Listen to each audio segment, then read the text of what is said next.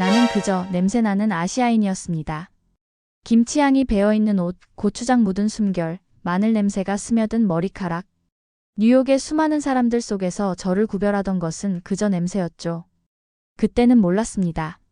제가 부끄러워하던 그 냄새가 어느새 세계를 사로잡을 거라는 사실을. 이것은 한 그릇의 김치가 세상을 바꾼 이야기입니다. 저는 뉴욕 JFK 공항에 발을 딛는 순간부터 외로움이 찾아왔습니다. 거대한 공항 한복판에 서서 주변을 둘러보니 온통 낯선 언어와 낯선 얼굴들 뿐이었죠. 가슴 한구석이 묵직하게 내려앉았습니다. 숨을 크게 들이마시고 캐리어를 끌며 출구로 향했지만 바깥 세상은 더 낯설기만 했어요. 택시 안에서 본 뉴욕의 풍경은 제가 상상했던 것과는 너무나 달랐습니다. 높이 솟은 빌딩들 사이로 빠르게 지나가는 사람들, 그 속에서 저는 그저 점 하나에 불과했죠. 여기서 잘 살 수 있을까? 기숙사에 도착했을 때 룸메이트 에밀리는 제게 미소를 지었습니다. 하지만 그 미소는 오래가지 않았어요. 제가 짐을 풀고 도시락통을 열자마자 에밀리의 표정이 확 변했습니다. 이게 무슨 냄새지? 마늘? 에밀리는 코를 찡그리며 창문을 활짝 열었죠. 저는 그 순간 김치 도시락을 얼른 닫았습니다. 가슴이 쿵 내려앉았어요. 집에서 떠나올 때 어머니가 정성스럽게 담아주신 김치였는데 이제는 숨겨야 할 부끄러운 것이 되어버렸습니다. 첫날부터 시작된 이 냄새와의 전쟁은 계속됐습니다. 학교 식당에서 한 번은 용기를 내어 김치를 꺼냈다가 주변 학생들의 시선과 수군거림에 가슴이 철렁 내려앉았죠. 저기 봐, 또 그 냄새. 누군가의 말이 귓가에 꽂혔습니다. 순간 모든 소리가 멀어지는 듯 했어요. 밥 한 숟가락도 넘기지 못하고 식판을 들고 나왔습니다. 그 뒤로는 화장실 칸에 숨어서 도시락을 먹었어요. 아무도 없을 때, 아무도 보지 않을 때, 아무도 냄새 맡지 못할 때, 가끔은 배고픔을 참기도 했습니다.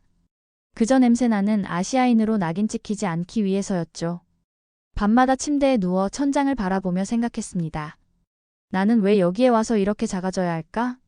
내가 좋아하는 음식, 내가 자란 문화가 왜 부끄러운 걸까? 하지만 어느 날 작은 변화를 느꼈습니다. 학교 근처 작은 가게에 김치 샌드위치라는 메뉴가 등장했고 사람들이 줄을 서서 기다리는 모습이었어요. 처음에는 믿기지 않았습니다. 저게 정말 우리 김치일까? 궁금해서 가게에 들어갔죠. 그곳에서 만난 김치는 분명 한국의 것과는 조금 달랐지만 사람들은 그 맛에 감탄하고 있었습니다. 이후로도 비슷한 장면들이 눈에 띄기 시작했어요. 길거리 푸드트럭에서 한국식 불고기 타코를 팔고 카페에서는 김치 그릴드 치즈를 메뉴로 내놓았죠. 그리고 어느 날 제 눈을 의심할 수밖에 없는 장면을 목격했습니다. 에밀리가 친구들과 함께 한 식당 앞에 줄을 서 있는 모습이었어요. 뉴스에서는 김치를 슈퍼푸드라 극찬하는 기사가 나오기 시작했고 건강에 관심 많은 뉴요커들 사이에서 발효식품이 대세로 자리 잡았습니다. 제가 숨기고 부끄러워했던 그 김치, 그 고추장이 지금 뉴욕을 사로잡고 있다는 사실이 믿기지 않았어요. 이 모든 변화 속에서 저는 여전히 혼란스러웠습니다. 제가 부끄러워하던 것들이 갑자기 쿨해진 이 상황을 어떻게 받아들여야 할지 몰랐으니까요. 하지만 분명한 건 뭔가가 변하고 있다는 사실이었습니다. 저도 모르게 고개를 들어 사람들 눈을 마주치게 되었고 가끔은 작은 용기를 내보기도 했죠. 그래도 아직은 불안했습니다. 이게 그저 지나가는 유행일 뿐이라면? 사람들이 또다시 냄새를 이야기하기 시작한다면? 그런 생각에 여전히 마음 한구석은 움츠러들었습니다. 하지만 그런 제 마음에도 작은 변화가 찾아오고 있었어요. 더 이상 화장실에서 몰래 도시락을 먹지 않게 된 것처럼요. 수업을 마치고 돌아오던 어느 겨울날이었습니다. 바람이 얼굴을 때리는 차가운 저녁, 평소와 다른 길로 걷다가 문득 모락모락 피어오르는 김이 눈에 들어왔어요. 작은 유리창 너머로 보이는 따뜻한 불빛이 저를 이끌었죠. 발걸음을 멈추고 보니 그곳은 작은 한국 반찬 가게였습니다. 반찬바이 선이라는 간판이 눈에 들어왔어요. 잠시 망설이다 문을 밀고 들어갔습니다. 그 순간 코끝을 스치는 된장찌개 냄새에 갑자기 목이 메었어요. 그 냄새는 제가 한국에 있던 날들 어머니가 아침마다 끓여주시던 된장찌개와 똑같았습니다. 가슴 깊은 곳에서 무언가 울컥 솟구쳤죠. 가게 안은 생각보다 훨씬 붐볐습니다. 카운터 앞에 서서 음식을 기다리는 사람들 사이로 자리를 찾아 앉았어요. 아주머니 한 분이 환하게 웃으며 다가오셨습니다. 어서 오세요. 뭐 드실래요? 한국어로 인사하시는 목소리에 또다시 가슴이 뭉클해졌어요. 쌀밥, 된장찌개, 시금치나물. 메뉴판을 보는데 눈시울이 뜨거워졌습니다. 이건 그저 음식이 아니었어요. 고향이었고 어머니였고 제가 잃어버린 줄 알았던 일상이었습니다. 된장찌개에 밥 주세요. 음식이 나오길 기다리며 주변을 둘러봤어요. 놀랍게도 다양한 인종의 사람들이 한국 음식을 먹고 있었습니다. 금발의 여학생은 김치를 젓가락으로 능숙하게 집어먹고 있었고, 흑인 남성은 비빔밥을 맛있게 비벼 먹고 있었죠. 아프리카계 여성은 김치찌개를 후루룩 소리 내며 먹고 있었습니다. 그들의 표정에서 행복감을 읽을 수 있었어요. 단순히 이국적인 음식을 먹는 게 아니라 진심으로 즐기고 있었습니다. 그때 옆자리에 앉은 금발 여성이 물었죠. 한국 사람이죠? 이 된장찌개 정말 맛있지 않나요? 한국에 갔을 때 먹었던 맛 그대로예요. 그 말에 깜짝 놀랐습니다. 그녀는 한국에 여행을 다녀왔다고 했어요. 서울에서 먹었던 음식들이 그립다며 일주일에 2번은 이 가게에 온다고 했습니다. 처음 보는 사람이었지만 한식에 대한 애정을 나누는 순간 묘한 유대감이 느껴졌어요. 된장찌개가 나왔습니다. 뚝배기에서 올라오는 김을 바라보다가 숟가락을 들었어요. 첫 모금을 입에 넣는 순간 눈물이 핑 돌았습니다. 어머니의 된장찌개와는 조금 달랐지만 그 순간만큼은 고향에 있는 듯한 기분이었어요. 주변을 다시 둘러보니 이곳에 모인 모든 사람들이 저와 같은 감정을 느끼고 있는 것처럼 보였습니다. 한식이 단순한 트렌드가 아니라 모두에게 위로가 되어가고 있었어요. 국적도, 피부색도 다른 사람들이 같은 음식을 먹으며 같은 따뜻함을 느끼는 모습이 신기했습니다. 식사를 마치고 계산대로 가는데 카운터에 서 있던 아주머니가 저를 보며 웃으셨어요. 학생이죠? 고향 생각나서 힘들죠? 그 한마디에 참았던 감정이 울컥했습니다. 아주머니는 제게 작은 반찬통을 건네주셨어요. 김치 좀 더 가져가요. 내일 밥 먹을 때 같이 먹어. 그 순간 눈물이 핑 돌았지만 꾹 참았습니다. 집으로 돌아가는 길 손에 든 김치통이 따뜻하게 느껴졌어요. 이제 더 이상 부끄러운 냄새가 아니라 자랑스러운 맛이 된 김치였습니다. 그날 밤 오랜만에 깊은 잠을 잤어요. 꿈에서는 어머니의 부엌에 앉아 된장찌개를 먹고 있었습니다. 고향과 뉴욕 두 세계가 처음으로 하나로 연결되는 느낌이었죠. 여기가 바로 그 핫한 삼겹살집이야. 웨이팅 좀 있을 거야. 친구 제시카의 말에 의아했습니다. 맨해튼 한복판에 있는 한국 고깃집이라니. 그것도 웨이팅이 있다니요. 저도 모르게 입술을 깨물며 고개를 내밀어 살폈습니다. 아니나 다를까 가게 앞에는 길게 줄이 늘어서 있었어요. 그것도 대부분이 외국인들이었죠. 여기 삼겹살이 정말 맛있대. 인스타에서 완전 핫해. 제시카가 자랑스럽게 말했습니다. 제시카는 제가 학교에서 처음 사귄 미국인 친구였어요. 처음엔 그저 수업 파트너로 만났지만 어느새 서로의 문화에 관심을 갖게 되었죠. 그녀는 한국 문화에, 저는 미국 문화에 대해 배워가는 사이였습니다. 2시간을 기다린 끝에 우리는 가게 안으로 들어갔어요. 실내는 활기찬 에너지로 가득했습니다. 숯불 냄새, 고기 지글지글 구워지는 소리, 사람들의 웃음소리가 어우러져 마치 축제 같았죠. 테이블에 앉자마자 서버가 다가와 쟁반 가득 반찬들을 내려놓았습니다. 김치, 파절이, 된장찌개, 계란찜까지. 제가 한국에서 늘 먹던 그 모습 그대로였어요. 옆 테이블에 앉은 금발의 여성들이 감탄하는 소리가 들렸습니다. 와, 이게 다 사이드 디쉬야? 진짜 대박. 고기가 나오자 서버가 불판에 고기를 올려주었습니다. 삼겹살이 지글지글 익어가는 소리에 주변 테이블의 외국인들이 환호성을 질렀어요. 누군가는 스마트폰을 꺼내 영상을 찍고 있었죠. 그들의 눈에는 호기심과 설렘이 가득했습니다. 자, 이렇게 먹는 거야. 제시카가 양상추에 삼겹살을 올리고 쌈장을 바른 뒤 마늘 한 조각을 올려 쌈을 싸먹는 모습을 보여주었어요. 그녀는 이미 한식에 꽤 익숙해져 있었습니다. 저보다 더 자연스럽게 쌈을 싸먹는 모습이 신기했어요. 이게 한국에 진짜 먹는 방법이야. 유튜브에서 배웠어. 제시카의 말에 웃음이 나왔습니다. 예전에는 제가 도시락 냄새로 눈치를 보던 때가 있었는데 이제는 그녀가 제게 한국 음식 먹는 법을 알려주고 있었으니까요. 세상이 참 많이 변했다는 생각이 들었습니다. 주변을 둘러보니 다양한 인종의 사람들이 모두 같은 방식으로 고기를 구워 먹고 있었어요. 흑인, 백인, 히스패닉, 아시아계까지. 그들 모두 삼겹살 한 점에 행복해하는 모습이 인상적이었습니다. 문득 어머니 생각이 났어요. 어머니가 이 광경을 보시면 얼마나 놀라실까 싶었죠. 냉면도 시킬래?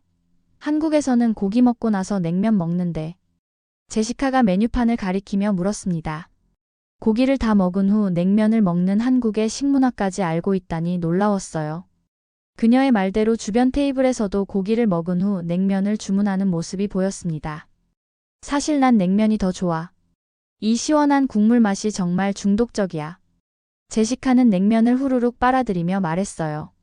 그 모습이 너무나 자연스러워서 웃음이 나왔습니다. 한국에서도 냉면을 저렇게 시원하게 먹는 사람들이 많았으니까요. 식사를 마치고 나왔을 때 여전히 가게 앞에는 긴 줄이 이어져 있었습니다. 겨울밤 찬 바람이 불었지만 사람들은 기꺼이 기다리고 있었어요. 그때 길 건너편에서 또 다른 광경이 눈에 들어왔습니다. 작은 포장마차 같은 가게 앞에 사람들이 모여 있었어요. 저기 뭐 하는 곳이야? 제시카에게 물었더니 그녀가 활짝 웃으며 대답했습니다. 붕어빵. 한국의 길거리 음식이잖아. 디저트로 먹으러 갈래? 가까이 가보니 정말 붕어빵을 굽고 있었어요. 뉴욕 한복판에서 붕어빵 냄새가 풍겨오는 현실이 믿기지 않았습니다. 그곳에서도 다양한 인종의 사람들이 붕어빵을 손에 들고 감탄하며 먹고 있었어요. 여기 붕어빵이 진짜 정통 한국 스타일이래. 안에 팥 대신 크림이나 초콜릿 넣은 건 가짜라던데. 제시카의 말에 웃음이 터졌습니다. 이제는 정통 한국 음식을 찾는 시대가 되었나 봐요. 붕어빵을 받아들고 한 입 베어 물었습니다. 따뜻한 팥향금이 입안에 퍼졌어요. 그 맛은 서울거리에서 먹던 그 맛 그대로였습니다. 그날 밤 집으로 돌아오는 길에 생각했습니다. 부끄러워했던 나의 문화가 이제는 뉴욕의 힙한 문화가 되었다는 사실이. 그리고 그 변화 속에서 제 자신도 조금씩 달라지고 있다는 걸요. 맨해튼 32번가. 이곳은 코리아타운이라 불리는 곳입니다. 처음 뉴욕에 왔을 때는 이곳을 피했어요. 그저 한국에서 벗어나고 싶었고 진짜 미국을 경험하고 싶었으니까요. 하지만 이제는 달라졌습니다. 가끔 이곳에 오면 묘한 안도감이 느껴져요.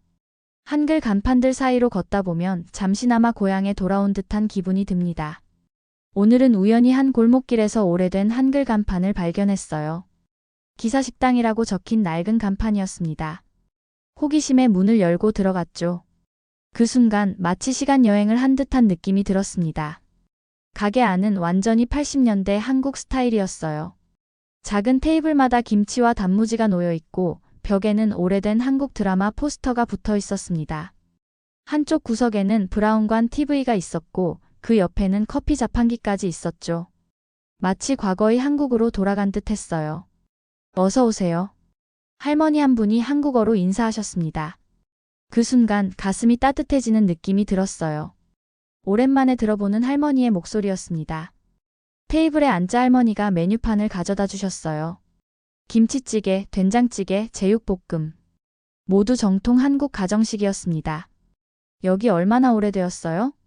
궁금해서 여쭤봤더니 할머니는 잠시 생각하시더니 대답하셨습니다. 우리 식당은 1980년에 문을 열었어. 40년이 넘었네. 그 말씀에 놀라웠어요. 뉴욕의 상권이 얼마나 빠르게 변하는지 알기에 40년 넘게 한자리를 지켰다는 건 정말 대단한 일이었습니다. 요즘은 외국인 손님들도 많이 와. 유튜브에서 우리 식당을 보고 찾아온다더라고. 할머니의 말씀에 더욱 놀랐어요.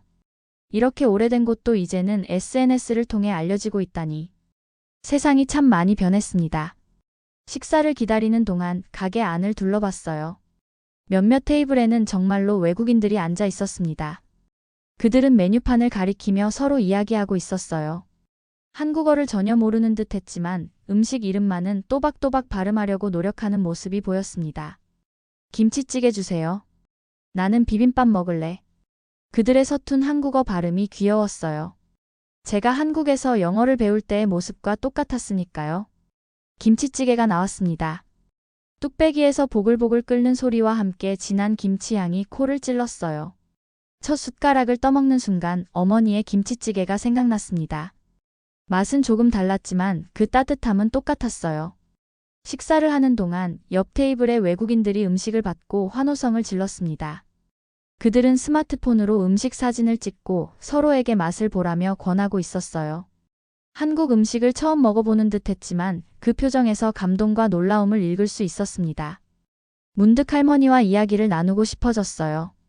식사를 마치고 계산대로 가서 여쭤봤습니다. 할머니, 예전에 비해 요즘 한식이 인기 있죠? 할머니는 환하게 웃으시며 대답하셨어요. 그럼. 처음에는 한국 사람들만 왔는데 요즘은 온갖 나라 사람들이 다 와. 처음엔 맵다 맵다 하더니 이제는 더 맵게 해주세요 하는 사람도 많아. 할머니의 말씀에 웃음이 나왔습니다. 세계인의 입맛도 변하고 있나 봐요.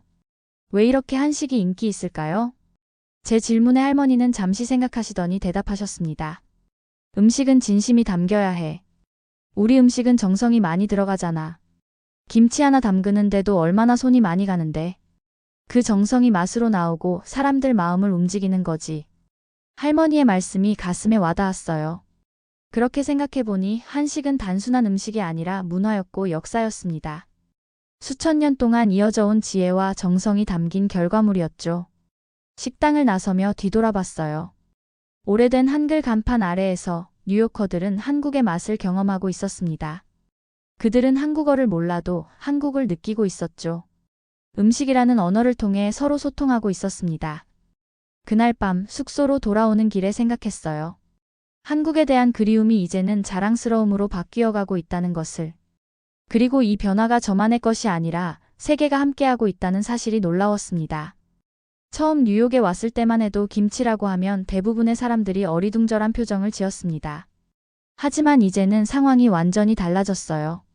스타벅스에서 커피를 주문하는데 옆 사람이 친구에게 이야기하는 소리가 들렸습니다. 어제 저녁에 집에서 김치볶음밥 만들었는데 완전 맛있었어. 귀를 의심했어요. 미국인이 집에서 김치볶음밥을 만들어 먹었다고? 그것도 스스로? 호기심에 고개를 돌려보니 평범한 미국 대학생처럼 보이는 여성이었습니다. 그녀의 대화에 귀를 기울였어요. 한국 마트에서 김치랑 고추장 사서 요리했어. 유튜브 보고 따라했는데 진짜 쉬웠어. 그날 이후로 비슷한 대화들이 자주 귓가에 들려왔습니다. 길거리에서, 카페에서, 대학 캠퍼스에서. 한국 음식에 대한 이야기가 일상적으로 오가고 있었어요. 그것도 더 이상 이국적인 음식이 아닌 일상의 음식으로요. 어느 날은 대학 구내식당에서 놀라운 광경을 목격했습니다. 메뉴판에 비빔밥 볼과 김치 타코가 올라와 있었어요. 호기심에 시켜봤더니 물론 한국의 것과는 조금 달랐지만 그래도 분명히 한식의 맛을 담고 있었습니다. 친구 마이클이 옆에 앉아 자신의 점심을 먹기 시작했어요. 그의 접시에는 돌나물 무침과 비슷한 샐러드가 있었습니다. 이거 뭐야? 궁금해서 물었죠. 이건 돌나물 샐러드라는 건데 요즘 완전 인기래. 한국에서 온 슈퍼푸드라던데. 마이클의 대답에 웃음이 났습니다. 돌나물이 슈퍼푸드라니 한국에서는 그저 평범한 나물인데 말이죠. 하지만 그의 말처럼 이제 뉴욕의 샐러드바에서도 돌나물을 심심치 않게 볼 수 있었어요. 점심을 먹고 나오다가 또 다른 친구 제니퍼를 만났습니다. 그녀는 손에 제육볶음 랩을 들고 있었어요. 이게 요즘 핫하대. 한국식 불고기 소스로 양념한 돼지고기래. 맛봐볼래? 한 입 베어 물어봤더니 정말 제육볶음 맛이 났습니다. 물론 한국의 진한 맛은 아니었지만 고추장의 매콤달콤한 맛은 그대로였어요. 이런 변화는 뉴욕에서만 일어나는 게 아니었습니다. 친구들의 SNS를 보면 파리의 카페에서 김치 크로와상을 먹는 사진, 런던의 푸드트럭에서 김치 치즈 핫도그를 파는 모습 등이 올라왔어요. 한식이 이제는 전 세계로 퍼져나가고 있었습니다. 특히 놀라웠던 건 사람들이 단순히 이국적인 맛을 찾아 한식을 먹는 게 아니라는 점이었어요. 그들은 한식의 깊은 맛과 철학을 이해하고 그 가치를 알아가고 있었습니다. 어느 날 친구 소피아가 흥분해서 제게 다가왔어요. 어제 넷플릭스에서 한국 요리 다큐멘터리 봤어. 김치 담그는 과정이 정말 대단하더라. 수천 년 동안 이어져 온 지혜가 담겨 있다는 게 느껴졌어. 그녀의 눈은 반짝반짝 빛나고 있었어요. 그녀에게 한식은 단순한 음식이 아니라 문화를 경험하는 방법이었던 거죠. 또 다른 날에는 미식 저널리스트인 마이클의 칼럼을 읽게 되었습니다.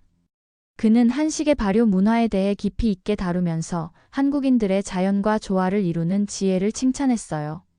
그의 글은 단순히 음식 비평을 넘어 문화적 깊이를 다루고 있었습니다. 한국의 발효 음식은 오래된 지혜와 현대 과학이 만나는 지점이다. 김치, 된장, 고추장 같은 발효 식품들은 현대 영양학에서도 그 가치를 인정받고 있다. 이는 한국인들이 오랜 세월 동안 자연과 조화롭게 살아온 결과물이다. 그의 글을 읽으며 문득 어머니 생각이 났어요. 어머니는 항상 김치를 담글 때 좋은 김치는 정성이 들어가야 한다고 말씀하셨죠. 그 말씀의 깊은 의미를 이제야 이해할 수 있을 것 같았습니다. 세계는 지금 단순히 한식의 맛이 아니라 진짜 한국을 원하고 있었어요. 한국의 문화, 한국의 철학, 한국의 지혜를. 그것이 한식을 통해 전해지고 있었습니다. 한식은 이제 단순한 유행이 아니라 문화 그 자체가 되어가고 있었어요. 이런 변화 속에서 저 역시 제 뿌리에 대해 다시 생각하게 되었습니다. 한국인으로서의 정체성이 더 이상 부끄러운 것이 아니라 자랑스러운 것으로 느껴지기 시작했어요. 이제는 당당하게 말할 수 있었습니다. 나는 한국인이다. 그리고 그것이 자랑스럽다. 월요일 아침 평소처럼 학교로 향하는 버스에 올랐습니다. 이어폰을 꺼내려다 문득 귀를 기울였어요. 버스 안에서 무언가 익숙한 멜로디가 들려왔습니다. 자세히 들어보니 뉴진스의 하이프 보이였어요. 버스 기사님이 틀어놓은 라디오에서 케이팝이 흘러나오고 있었습니다. 순간 가슴이 두근거렸어요. 낯선 나라에서 고향의 목소리를 듣는 기분이었습니다. 더 놀라운 건 버스 안에 다른 승객들도 자연스럽게 노래를 따라 부르고 있다는 사실이었어요. 그들에게 이 노래는 이미 익숙한 팝송 중 하나였던 겁니다. 학교에 도착해서도 비슷한 경험이 이어졌어요. 캠퍼스 카페에서는 BTS의 다이너마이트가 흘러나오고 있었고, 도서관으로 가는 길에는 아이브의 러브 다이브가 들려왔습니다. 미국 한복판에서 한국어 노래가 흘러나오는 모습이 아직도 낯설게 느껴졌어요. 야, 새 노래 들었어? 완전 중독성 있지 않아? 친구 에밀리가 들뜬 목소리로 말했습니다. 그녀가 말하는 새 노래가 무엇인지 궁금했는데 그녀의 스마트폰 화면을 보니 블랙핑크의 새 앨범이었어요. 한국에서 태어나 자란 제가 아직 듣지 못한 노래를 미국인 친구가 먼저 알고 있다니 이건 정말 놀라운 일이었습니다. 아직 못 들어봤어. 솔직하게 대답하자 에밀리는 깜짝 놀랐어요. 어떻게 한국 사람인데 이걸 모르지? 당장 들어봐. 진짜 대박이야. 그녀의 이어폰을 빌려 노래를 들어봤습니다. 중독성 강한 비트와 후렴구가 금세 귀에 꽂혔어요. 에밀리는 노래를 흥얼거리며 안무의 일부를 따라 추기도 했습니다. 한국에서도 이 정도로 K-팝에 열광하는 친구들이 많지 않았는데 말이죠. 그날 오후 쇼핑몰에 갔을 때 또 다른 놀라운 광경을 목격했어요. 대형 전자제품 매장의 TV 스크린에서는 모두 K-팝 뮤직비디오가 재생되고 있었습니다. 그 앞에는 10대 소녀들이 몰려 안무를 따라 추고 있었어요. 엄마, 저 가수 이름이 뭐예요? 너무 멋있어. 어린 소녀가 엄마에게 물어보는 소리가 들렸습니다. 그 가수는 세븐틴이었어요. 미국의 어린 소녀들이 한국 아이돌에 열광하는 모습이 신기했습니다. 쇼핑몰 복도를 걷다가 화장품 매장 앞에 걸린 대형 포스터가 눈에 들어왔어요. 블랙핑크의 멤버가 미국 화장품 브랜드의 모델로 등장하고 있었습니다. 옆 스포츠 용품점에서는 손흥민의 포스터가 걸려 있었어요. 한국인들이 미국 전역의 광고판을 장식하고 있었습니다. 친구 제시카가 갑자기 제 팔을 잡아당겼어요. 저기 봐, K-팝 스토어야. 시선을 돌려보니 정말 K-팝 굿즈만 판매하는 전문점이 있었습니다. 안으로 들어가 보니 BTS, 블랙핑크, 트와이스 등 다양한 K-팝 아티스트의 앨범과 포스터, 티셔츠, 액세서리가 가득했어요. 그리고 그 가게는 사람들로 북적였습니다. 우와, 솔직히 미국에 이런 가게가 있을 줄은 몰랐어요. 제 말에 점원이 웃으며 대답했습니다.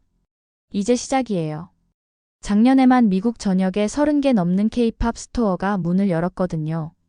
수요가 너무 많아서 물건이 항상 부족해요. 가게를 둘러보는데 눈에 띄는 광경이 있었어요. 많은 10대들이 한국 아이돌과 같은 스타일로 꾸미고 있었습니다. 누군가는 BTS 멤버의 헤어스타일을, 또 다른 이는 블랙핑크의 패션을 따라하고 있었죠. 마치 한국의 아이돌이 미국 10대들의 롤모델이 된 것 같았습니다. 너 한국인이지? 한국어 좀 가르쳐 줄래? 갑자기 한 소녀가 다가와 물었어요. 그녀는 K-팝 가사를 이해하기 위해 한국어를 배우고 있다고 했습니다. 그녀뿐만 아니라 많은 미국 10대들이 K-팝 때문에 한국어에 관심을 갖게 되었다고 하더군요. 거리로 나왔을 때 행인들 사이에서 한국어 노래를 흥얼거리는 소리가 들렸습니다. 누군가는 사랑해라는 단어를 발음하려고 노력하고 있었고 또 다른 이는 감사합니다를 연습하고 있었어요. 한국어가 이제는 쿨한 언어가 되어가고 있었습니다. 뉴욕이 K-팝을 받아들인 게 아니었어요. K-팝이 뉴욕을 채우고 있었습니다. 그리고 그것은 단순히 음악에 그치지 않았죠. 패션, 뷰티, 음식, 언어까지. 한국 문화의 모든 면이 미국 사회로 스며들고 있었습니다. 이런 변화를 목격하면서 제 마음속에서도 변화가 일어났어요. 외국인들이 내 나라의 문화를 사랑하고 그것을 배우려고 노력하는 모습을 보니 가슴이 뭉클해졌습니다. 처음으로 제 정체성에 자부심을 느끼기 시작했어요. 한국인이라는 사실이 더 이상 숨기고 싶은 것이 아니라 자랑하고 싶은 것으로 변했습니다. 오늘 저녁에 같이 삼겹살 먹으러 갈래? 2시간 정도 기다려야 할 거야. 기숙사에서 만난 에밀리가 제안했습니다. 그녀는 처음 제가 왔을 때 김치 냄새에 얼굴을 찡그리던 그 룸메이트였어요. 지금은 오히려 그녀가 먼저 한국 음식을 찾아다니고 있었죠. 세상이 참 많이 변했습니다. 그래, 좋아.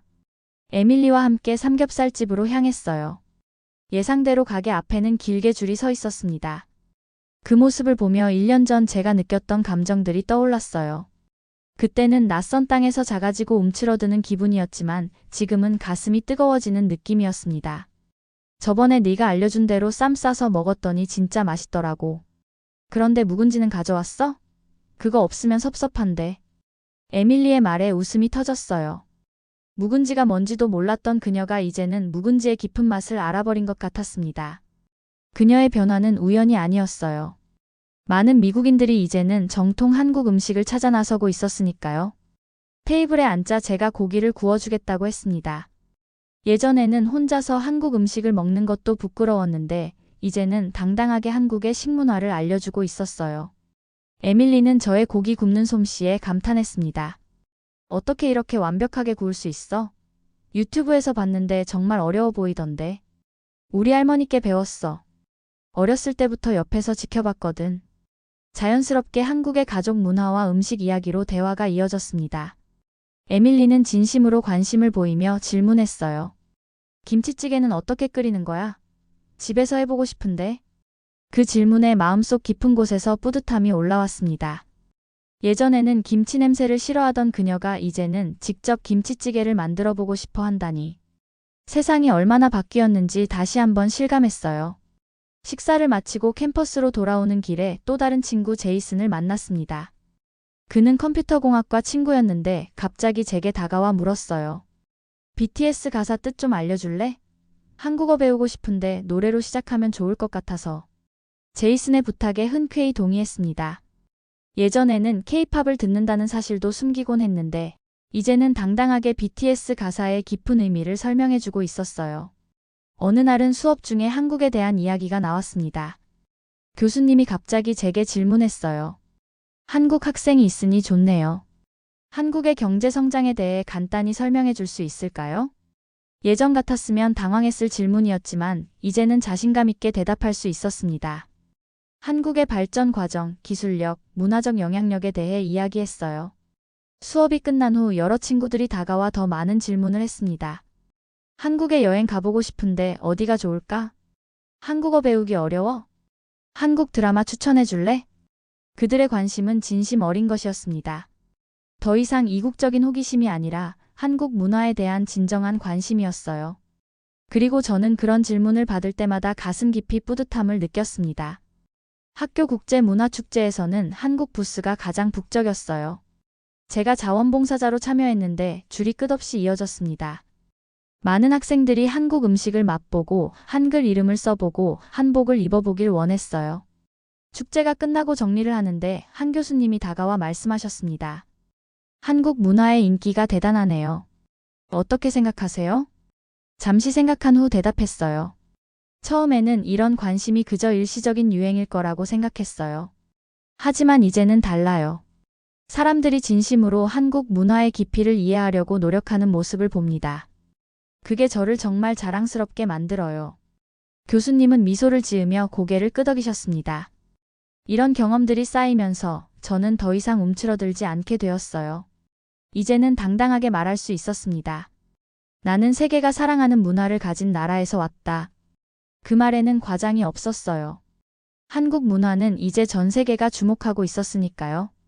그리고 저는 그 문화의 일부였습니다. 예전에는 그저 다른 문화였던 것이 이제는 특별한 문화가 되었어요. 그 과정을 직접 목격하고 경험하면서 저 자신도 달라졌습니다. 어머니께 전화를 걸어 이런 변화에 대해 이야기했어요. 어머니는 기뻐하시며 말씀하셨습니다. 네가 자랑스러워하는 모습이 보기 좋구나. 문화는 나눌수록 더 풍요로워지는 거란다. 어머니의 말씀이 가슴에 와닿았습니다. 문화는 나누는 것. 그리고 나는 그 나눔의 과정에 참여하고 있었어요. 뉴욕 생활 2년 차, 이제는 모든 것이 달라졌습니다. 제 주변의 세상도, 제 자신도 완전히 변했어요. 처음에는 김치 냄새를 숨기던 저였는데, 이제는 친구들에게 김치 담그는 법을 알려주고 있었습니다. 세상이 참 아이러니하죠? 오늘은 제가 작은 한식 파티를 열기로 한 날이에요. 기숙사 공동 부엌에 친구들을 초대했습니다. 에밀리, 제이슨, 소피아, 마이클까지. 그들은 모두 한국 음식과 문화에 진심으로 관심을 가진 친구들이었어요. 자, 오늘은 내가 진짜 한국 음식을 만들어 볼게. 앞치마를 메고 준비를 시작했습니다. 어머니께 영상통화로 조언을 받으며 김치전을 부치고 떡볶이를 만들었어요. 친구들은 하나하나 과정을 지켜보며 감탄했습니다. 와, 정말 대단해. 요리 프로그램 같아. 소피아가 감탄했어요. 그녀는 스마트폰으로 영상을 찍고 있었습니다. 아마도 자신의 SNS에 올리겠죠. 요즘은 한식 요리 과정을 공유하는 것이 일종의 트렌드가 되었으니까요. 음식이 다 완성되자 우리는 둘러앉아 함께 먹기 시작했습니다.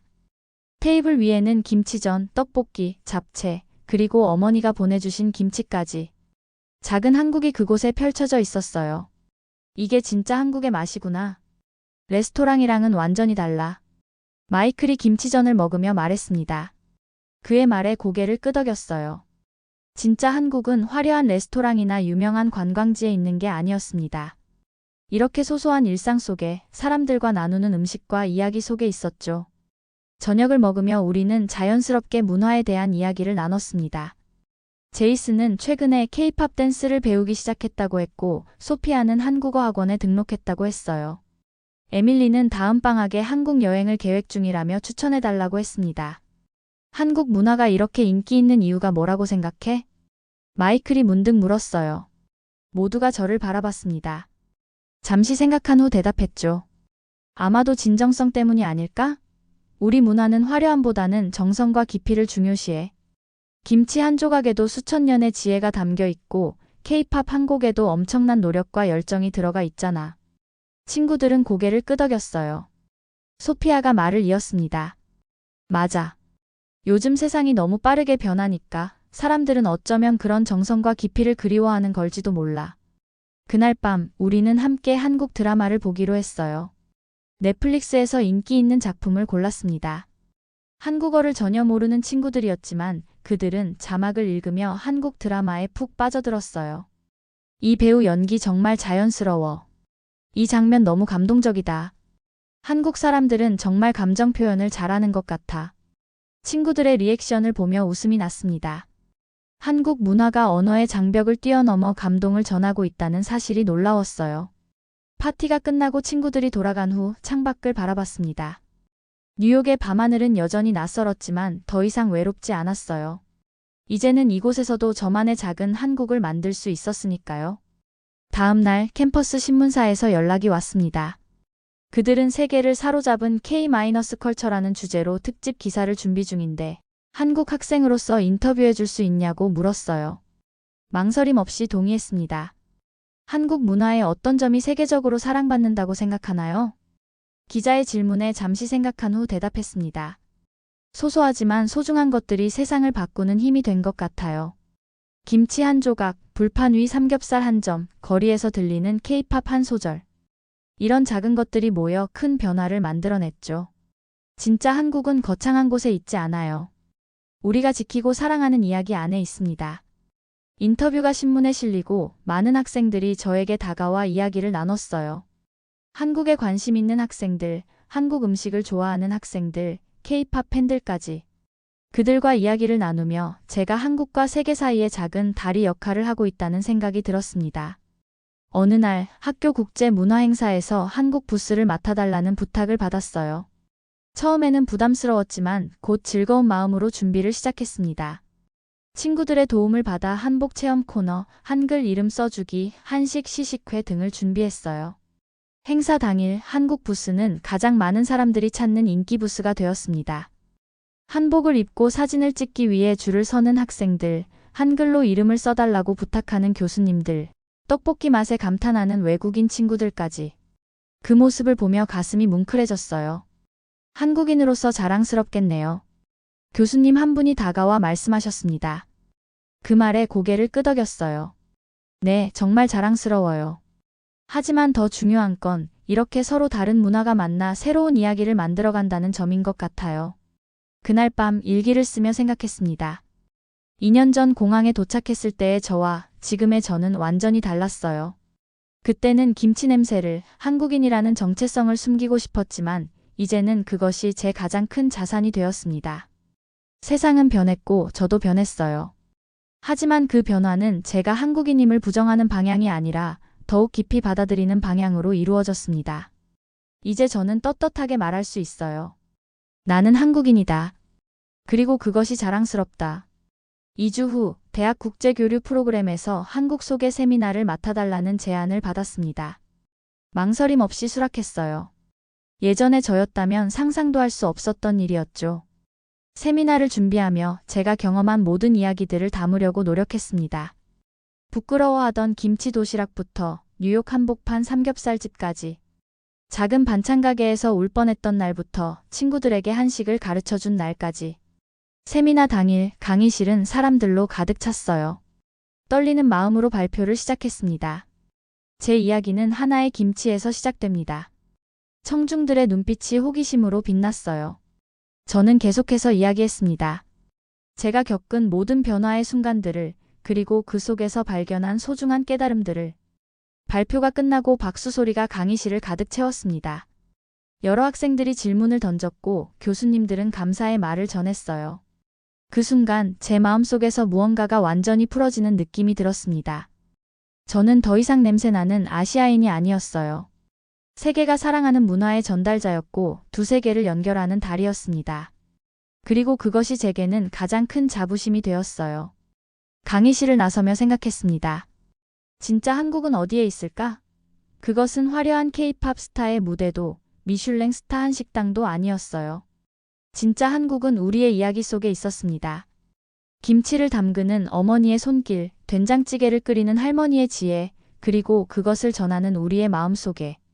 From Korea to the world. 이제는 부끄러움 없이 말할 수 있게 되었습니다. 나는 한국인입니다. 그리고 그것이 자랑스럽습니다. 오늘 이야기 어떠셨나요? 여러분은 요즘 어떤 일에 나는 한국인인 게 자랑스러다 느끼시나요? 여러분의 이야기도 전해주세요. 귀한 시간 함께 해주셔서 감사합니다. 구독자 여러분. 오늘 하루도 행복만 가득하시길 바라겠습니다. 지금까지 감동민국이었습니다.